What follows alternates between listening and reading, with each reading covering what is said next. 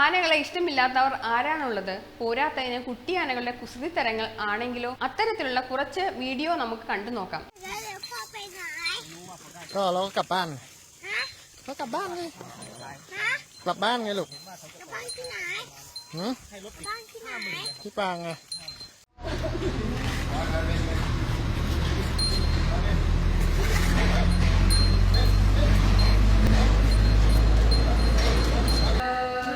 Day to you, happy birthday to you, happy birthday, happy birthday, happy birthday day to you, happy. See, sini lah. ആനകൾ അവരുടെ കളിയായ കോമാളിത്തരങ്ങൾക്കും ഹൃദയസ്പർശിയായ ഇടപെടലുകൾക്കും പേരുകേട്ടതാണ്.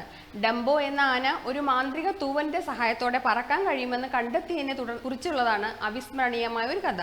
മറ്റുള്ളവരിൽ നിന്ന് വെല്ലുവിളികളും സംശയങ്ങളും നേരിടുന്നു എങ്കിലും ഡംബോ തന്റെ അതുല്യമായ കഴിവ് ഉൾക്കൊള്ളാൻ പഠിക്കുകയും ധൈര്യത്തിന്റെയും സ്ഥിരോത്സാഹത്തിന്റെയും പ്രതീകമായി മാറുകയും ചെയ്യുന്നു. മറ്റൊരു കഥ, ആനക്കുട്ടിയുടെ കൂട്ടം കാട്ടിൽ സാഹസിക യാത്രകൾ ആരംഭിക്കുകയും വഴിയിൽ സൗഹൃദം, കുടുംബം, പരിസ്ഥിതി എന്നിവയെക്കുറിച്ചുള്ള പാഠങ്ങൾ പഠിക്കുകയും ചെയ്യുന്നു.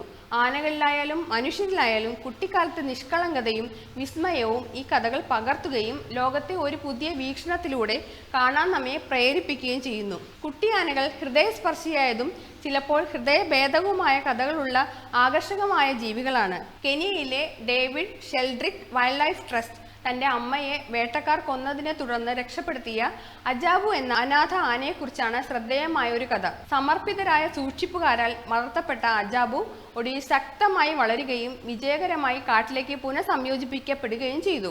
വിനോദസഞ്ചാര വ്യവസായത്തിലെ ദുരുപയോഗത്തിൽ നിന്ന് രക്ഷപ്പെട്ട തായ്ലൻഡിലെ വസാന എന്ന ആനയെക്കുറിച്ചുള്ളതാണ് ഹൃദയസ്പർശിയായ മറ്റൊരു കഥ. പുനരധിവാസ ശ്രമങ്ങളിലൂടെ ശാരീരികമായും വൈകാരികമായും സുഖപ്പെടുത്താൻ വസാനയ്ക്ക് കഴിഞ്ഞു. ഇപ്പോൾ ഒരു സംരക്ഷിത സങ്കേതത്തിൽ സന്തോഷകരമായ ജീവിതം ആസ്വദിക്കുന്നു. ഈ അത്ഭുതകരമായ മൃഗങ്ങളുടെ പ്രതിരോധശേഷിയും അവയെ സംരക്ഷിക്കുന്നതിനുള്ള സംരക്ഷണ ശ്രമങ്ങളുടെ പ്രാധാന്യവും ഈ കഥകൾ എടുത്തു കാണിക്കുന്നു. ഹൃദയസ്പർശിയായ ഒരു കഥ ഇന്ത്യയിലെ കർണാടകയിലെ സിദ്ധ എന്ന ആനക്കുട്ടിയെ ചുറ്റിപ്പറ്റിയാണ്. ഏതാനും ആഴ്ചകൾ മാത്രം പ്രായമുള്ളപ്പോൾ സിദ്ധ ഒരു ഉപേക്ഷിക്കപ്പെട്ട കിണറ്റിൽ വീണു. പ്രതിബന്ധങ്ങൾക്കിടയിലും വന്യജീവി അധികാരികൾ സിദ്ധയെ വിജയകരമായി രക്ഷപ്പെടുത്തി ആരോഗ്യത്തിലേക്ക് തിരികെ കൊണ്ടുവന്നു. മനുഷ്യ വന്യജീവി സഹവർത്തിത്വത്തിന്റെ പ്രാധാന്യവും ഭാവിയിൽ ഇത്തരം സംഭവങ്ങൾ ഉണ്ടാകാതിരിക്കാനുള്ള നടപടികളുടെ ആവശ്യകതയും ഉയർത്തിക്കാട്ടുന്ന അദ്ദേഹത്തിന്റെ കഥ വ്യാപകമായ ശ്രദ്ധ നേടി. മറ്റൊരു ഹൃദയസ്പർശിയായ കഥ അസമിൽ നിന്നാണ് വരുന്നത്. ജോയ എന്ന ആനക്കുട്ടിയെ വെള്ളപ്പൊക്കത്തിൽ കൂട്ടത്തിൽ നിന്ന് വേർപെടുത്തി വനം വകുപ്പ് ഉദ്യോഗസ്ഥർ അവളെ കണ്ടെത്തി. അവശയും വിഷമവുമുള്ളവളായിരുന്നു. എന്നാൽ ഡോക്ടർമാരുടെയും പരിചാരകരുടെയും സഹായത്തോടെ ജോയയെ അവളുടെ കൂട്ടവുമായി വീണ്ടും ഒന്നിക്കുകയും ചെയ്തു. ഇനി നമുക്ക് തമിഴ്നാട്ടിലെ രംഗനാഥ ക്ഷേത്രത്തിലെ സുന്ദരിയായ ആണ്ടാൾ എന്ന ആനക്കുട്ടിയെക്കുറിച്ച് അറിയാം. അവൾ പറയുന്നു, നടക്കാൻ വളരെ വൈകുന്നു, നമുക്ക് ക്ഷേത്രത്തിലേക്ക് മടങ്ങണം. പക്ഷേ ആണ്ടാൾ വളരെ മനോഹരമായി വിസമ്മതിക്കുന്നു. അവൾ ഇപ്പോഴും ചുറ്റിക്കറങ്ങാൻ ആഗ്രഹിക്കുന്നു. ശ്രീരംഗത്തെ അതേ രംഗനാഥ ക്ഷേത്രത്തിൽ തന്നെ ലക്ഷ്മി എന്നൊരു ആനക്കുട്ടി കൂടിയുണ്ട്. എന്നാൽ ഇപ്പോഴും അയൽ ക്ഷേത്രമായ തിരുവൈനക്കോവിലിൽ ആന അഖിലയും ആണ്ടാളും വളരെ അടുത്ത സുഹൃത്തുക്കളാണ്. അവൾക്ക് മൂത്ത സഹോദരിയെ പോലെയാണ്.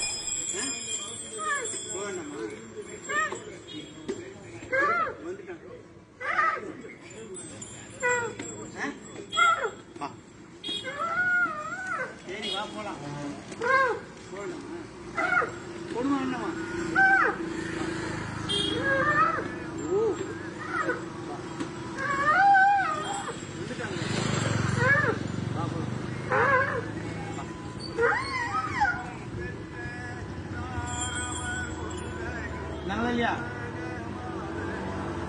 Bagari.